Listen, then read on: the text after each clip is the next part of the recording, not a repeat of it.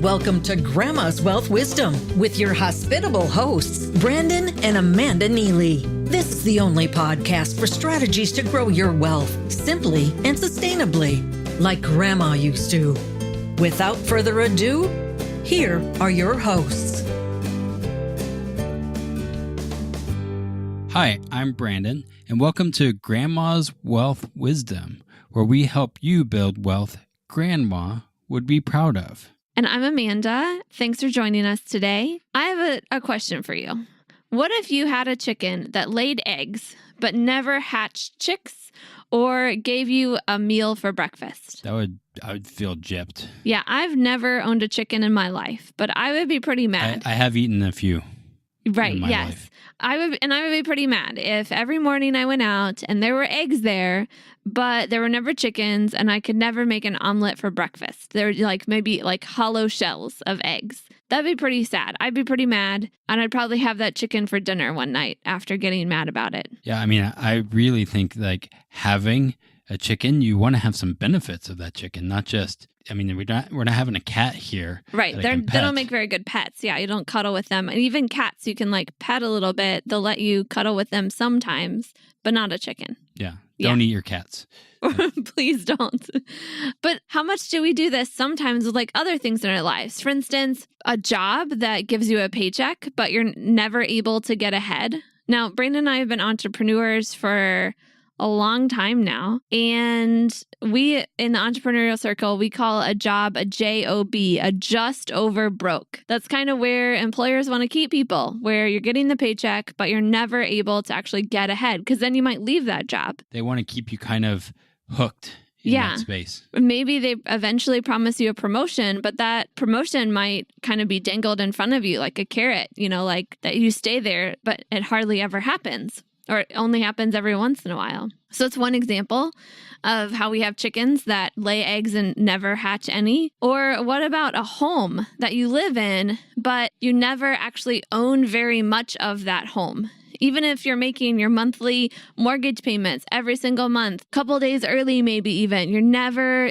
missing them. The home might become something that you actually are still never owning very much of. Maybe even the value decreases from what you purchased it for. There are lots of people who purchased homes that before the 2008 crisis that are still waiting for those homes to get back to the value of what they purchased them for. Yeah, homes I thought were always going up. The value was supposed to always go up. Yeah, back in Grandma's day, that was the rule, but that's not true anymore. But speaking of Grandma, if you think about Grandma's house, that kind of seems like the safe place. She was always there. You could stop in any time of day, any day of the week, and she seemed to always be around. And she knew, too, it was safe in terms of that her home increased in value every single year. That's what was true in her day, even though we know it's not true in ours. Yeah, my grandma, she actually had the same house way before I was born. Actually, they started owning that house when my mom and my aunts and uncles were in their younger years and growing up. And I remember my grandma's house had one of those little alcoves that had the phone in it, those rotary phones that make the little, you guys might not remember what a rotary phone is. I remember a rotary phone. Yeah, probably because your dad was really old. Yeah, I remember a house where they, because you had the landline, you had to be close, and the landline came into the house right at the front door. So there's no alcove or anything right there. So they actually built a bench. On one side of the bench was a little stand where the phone went, and then you could sit on the bench so you could talk on the phone. So if you had, wanted to have a long conversation or you're listening to a long sales pitch from those telemarketers or whatever it was, you could actually sit down while you're talking. I bet your mom's alcove or your grandma's alcove had My grandma's a seat there. Alcove had a seat there and a really long cord, so you can bring it into the kitchen, you can bring it into the great room, they call it. Oh, that's nice. This bench that I spoke of, they didn't have a long cord. This was a really long cord. And so we only had one phone own in the place. And in my grandma's house, they also had a carport that they converted into my great-grandmother's room. So instead of moving, which a lot of people do when they get, more... When they need another bedroom. Yeah, instead of moving, they created the great-grandma suite instead of the grandma suite. And I actually spent a lot of time in that room, which would be weird because then you would be spending it in the garage, but it was really in my grandmother's room. And we watched Wheel of Fortune every day at 6:30, and I think it's still going to this day. But I spent a lot of time in that house and still remember all of those fun things that we did in that place. And yeah. So maybe for grandma's house, what we can take from that, we don't necessarily want to have a landline with an alcove or a bench or a long wire, but maybe we can take some other lessons from grandma's house. Yeah, she finally did move on as my great-grandmother passed and some other things where she finally moved to live with my aunt. When her health started to fail in her 80s or so. But it's still a memory of mine, huge memory of that house. Yeah, so for those of us nowadays who are actually able to purchase a home, most of us, I would say, move so often that we aren't ever able to pay off much of the principal of our home, of the mortgage that we took out on our home. If you've never studied mortgages very much, you might not realize this, but I looked into it, and for the first half of a mortgage, your payment is going mostly to interest. And it's only when you get into the second half that more goes to the principal. That finds it interesting, or I find that interesting, in that everybody moves. People move so often or get new jobs every 5 years or 6 years. So then if they buy a new house and then they got to move, then they're not going anywhere.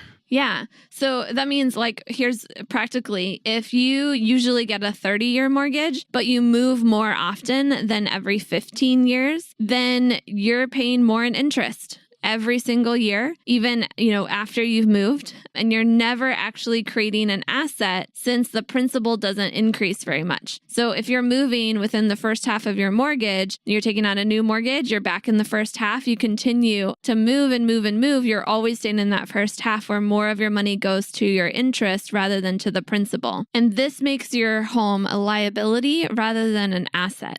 Wait, what? Your house can become a liability? I thought it was always an asset. Well, if you think about it, if you're in that first half of your mortgage and more money is going to the interest than to the principal of your mortgage, then you're losing money every single month. Even if your home is increasing in value, it's probably not increasing by as much every single month as what you're paying in interest in that month. So that, by definition, I think makes it a liability. You're losing money every month of your home, whereas an asset, by definition, pays you money, gives you an increase every single month, or at least more months than less in terms of how that goes. So in my book, that puts a home, if you're in that first half of the mortgage, in the category of a liability rather than an asset. So then liability for my, say, for example, my grandmother's house, maybe that first 15 years of them living together was a liability, unless that great-grandma suite was converted into a rental property or something where somebody had to Airbnb as part of it. Maybe then it becomes an asset. That's a way to take your home from a liability to an asset.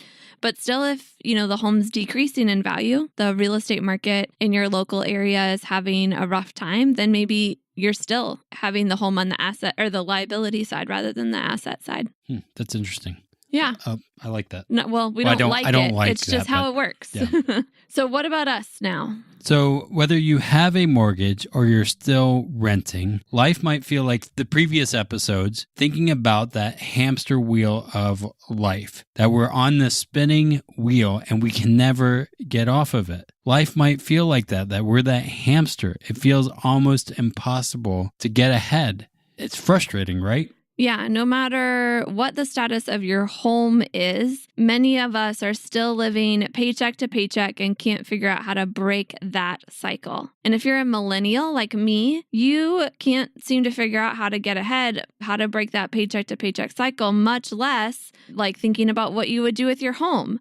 You might be asking these kinds of questions. Can I save enough for a down payment? Is buying a home a wise investment? Yeah, is it even worth it? And if you already have a home with a mortgage, you might be asking if you made the right choice or if you should go back to renting. Yeah, I feel like that is questions I even ask. I'm not in that millennial category, but I ask those questions often. Yeah, I think maybe even some baby boomers like your dad ask those kind of questions too. Oh yeah, he definitely did not heed advice like this. He definitely bought a little bit of a bigger house. Yeah, so we want to talk about how to get off that hamster wheel. We've been talking about this already, but today we want to really hone in, like we promised, to how to get off that hamster wheel, how to break that paycheck to paycheck cycle. And here's the not so secret. You ready for this? A not so secret secret? Not so secret. Nice. Grandma always said, eat your vegetables. She loved making home-cooked meals with healthy food and from-scratch desserts. Would you create a diet of fast food or cookie-cutter financial products that made you fat and bloated with fees? Or would you like wholesome, time-honored wealth strategies served with balance and trust? Get started with your healthy money planning by downloading Wholesome Wealth Recipes. Your Moolah cookbook is waiting for you at grandmaswealth.com. You need to create money of your own and not just have money come in and go out. And what I mean by create money, I know, Brandon, you're thinking about printing your own money. That's not what I'm talking about. No printing press? No printing press. Having a savings, having, some money that you are able to set aside and not just have the money come in and go out, but have something that's yours that you know is going to be there. And it seems counterintuitive, but the way to make this happen is that you might just need to stand still. How do we stand still? So if you're thinking about going and getting that new job or moving to that new city or buying the bigger house or buying that first starter home or having that next kid or marrying your partner or whatever it is, whatever big thing is coming your way, maybe before you do that, it might be beneficial for your financial life to stand still for a while, to not move forward right away, but to take as much time as you need and consider a few options for getting your financial life in order before moving forward with those big things you're thinking about doing in your life. Does that make sense? Yeah, I guess like sometimes in our culture, Facebook world, it's all about going to the next thing, always moving.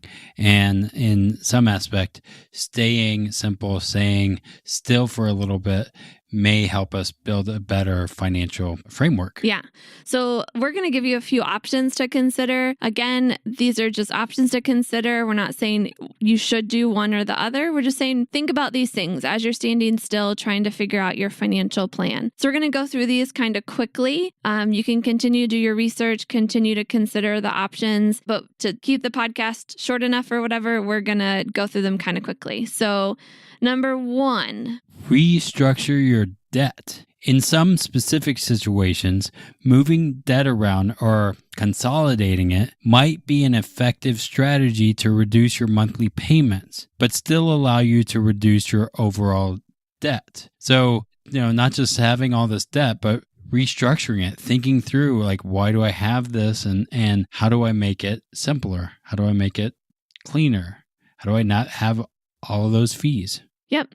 Number 2, changing how you save for retirement. Still save for retirement, but maybe change how you do it. Rather than locking up your money in a 401k or an IRA where there's strict penalties if you take the money out, in effect, your money's in jail. What if you used different strategy that allowed you to use the money if and when you needed it, and yet there were no hefty fees when you accessed your money? It wasn't in jail. You didn't have to pay bail to get the money out. The third way is rethink your taxes. Yes, rethink your taxes. If you're getting a large refund every year, think about it. What if you reduced that amount? You can't reduce. You still owe taxes. You're going to owe the same amount of taxes either way. Yeah, I meant a different way. But what if you were able to reduce what is withheld each month and instead saved it for later? I mean, just think of it this way. Having more money withheld from your check than you need is like giving an interest-free loan. Interest-free, you don't make any money off of them. They make money. They make money. Interest-free loan to the Internal Revenue Service. Now, I know they like to charge us money, but like, how about we don't just give them money away? What if the money could help you get off the hamster wheel instead? Yep. And then number 4, this would be grandma's stern advice. And here's what she would tell you is this: to reconsider what is a need and what is a want. And if you don't need it, don't buy it. No, my grandma said that to me all the time. I think I say that Yeah, to you all the time. you say that to me all the time. I feel like sometimes you're like my grandma. But. Yep. Or maybe you don't need it right away. Maybe you could just wait to purchase it in a few years. That's a great way to get ahead in terms of buying cars. Just wait a couple more years to buy that car and save up for it rather than taking out a car loan. Or sleep on it before you make that decision. Or maybe reduce some of your monthly subscriptions. Do you really need Netflix and Hulu and cable? Reconsidering quote unquote wants is totally an effective strategy for breaking the paycheck to paycheck cycle. And we had to put it out there because, of course, grandma would for sure say it. But there's more. With a home in particular, there are 2 strategies grandma used that can go a very long way. Grandma only bought the house she could afford. She wasn't house poor, and the mortgage payment fit within her spending plan. It wasn't buying more than she could afford, again. And grandma also stayed in the same home, like we said before, for a very long time. And that helped her break the paycheck to paycheck cycle by staying there. She paid off that principal pretty quickly. In the same amount of time, but because she stayed there. Yeah. And then here's the final strategy we're going to share. So if you listened to last week's episode, we shared this about the 10-10-10 savings formula. Grandma saves 30% of her income. 10% for short term, 10% for medium term, and 10% for long term needs.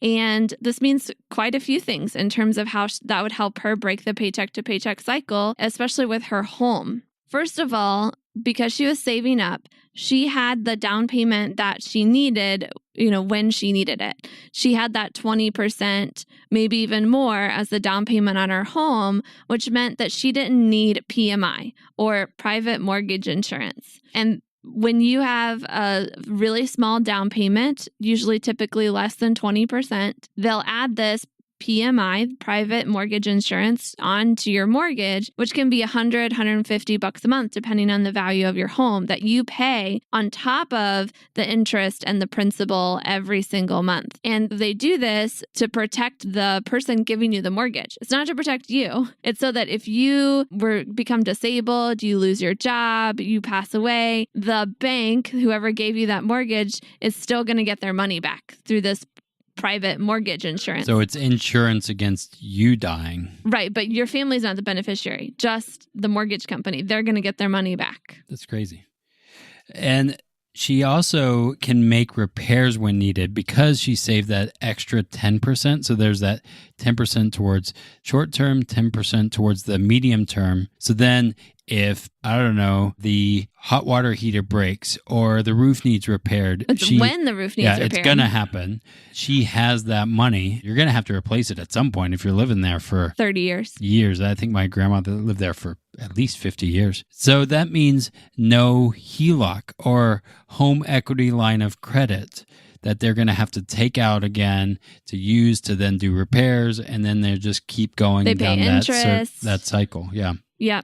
So she was able to avoid all that cost from a HELOC because she had the money saved up. Even if she wanted to do something like redo the kitchen, she had the savings there. She didn't have to go borrow from the bank to do that. Gotta love those remodels. Yeah. And then finally, because grandma was saving 30% of her income, she had to think about balancing her mortgage payment with still saving for the long term, saving for retirement. She remembered to set aside that 10% for retirement, set aside that 10% for the medium term needs like the new roof, set aside that 10% for short-term things, like the holidays and whatnot. And then with the other 70% of her income, thinking about how much of that should go to the mortgage versus groceries and all that kind of thing. She had this nice spending plan. And because that 10% was there for long term, then she didn't have to worry about if she was going to need to sell her home in order to buy groceries when she was 72. She knew that she had that savings and that she wasn't going to lose it and it was going to be there for her.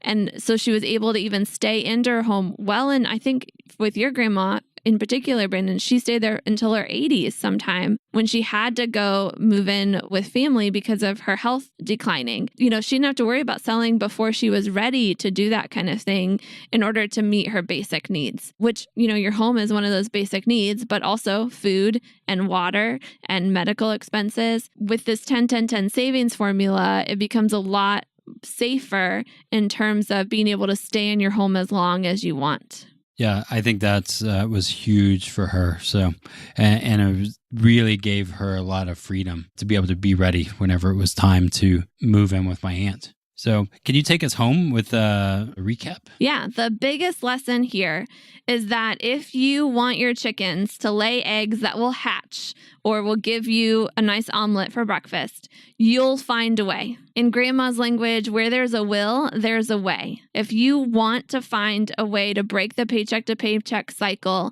you'll find a way to make it happen. And if you don't want to find a way to break that cycle, you'll find an excuse. I feel like there's excuses all over the place. Yeah, we all make excuses every once in a while, including you, Brandon, including me, when we don't want to really do something. But when we really want to do something, we figure out how to make it happen. So we gave you some ideas today for how to make it happen. If you'd like to have someone to personally help you think it through, get that outside perspective, we'd love to help you do just that. We love helping people break free of that hamster wheel and figure out how to go beyond paycheck to paycheck and decrease their stress in life. All we ask, let's just try to talk for 15 minutes on the phone, see how we could help you. We would love the honor and the privilege of doing that. And we promise to help as best that we can. All you have to do to schedule that call is to go to grandmaswealthwisdom.com/call. And you can book that right now for, a couple days in the future or next week or sometime. And we'd love to talk to you. So today we talked about a major hurdle of breaking the paycheck to paycheck cycle. Next week, we're going to talk about another big hurdle that keeps us off the hamster wheel, getting and staying out of debt. If you have debt or are thinking of going into debt for a car or a master's degree or to launch that new big business, next week's episode is a must listen. We can't wait to share some thoughts with you about debt. Until next time, keep building your wealth simply and sustainably for your own future and for the future of our grandchildren's generation.